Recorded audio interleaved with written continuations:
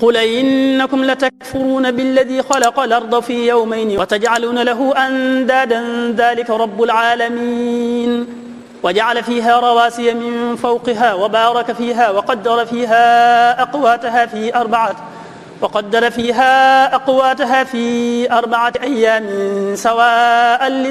للسائلين ثم استوى إلى السماء وهي دخان فقال لها وللأرض ائتيا طوعا أو كرها قالتا أتينا طائعين فقضاهن 7 سماوات في يومين وأوحى في كل سماء أمرها وزينا السماء الدنيا بمصابيح وحفظا ذلك تقدير العزيز العليم فإن أعرضوا فقل أنذرتكم صاعقة مثل صاعقة عاد وثمود إذ جاءتهم الرسل من بين أيديهم ومن خلفهم ألا تعبدوا إلا الله قالوا لو شاء ربنا لأنزل ملائكة فإنا بما أرسلتم به كافرون فأما عاد فاستكبروا في الأرض بغير الحق وقالوا من أشد منا قوة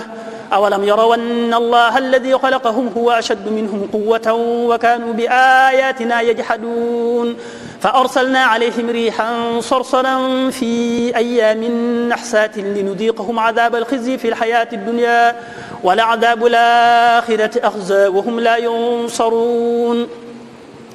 وأما ثمود فهديناهم فاستحبوا العمى على الهدى فأخذتهم صاعقة العذاب الهون بما كانوا يكسبون ونجينا الذين آمنوا وكانوا يتقون ويوم نحشر أعداء الله إلى النار فهم يوزعون حتى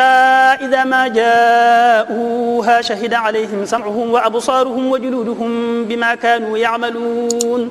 وقالوا لجلودهم لم شهدتم علينا قالوا أنطقنا الله الذي أنطق كل شيء وهو خلقكم أول مرة وإليه ترجعون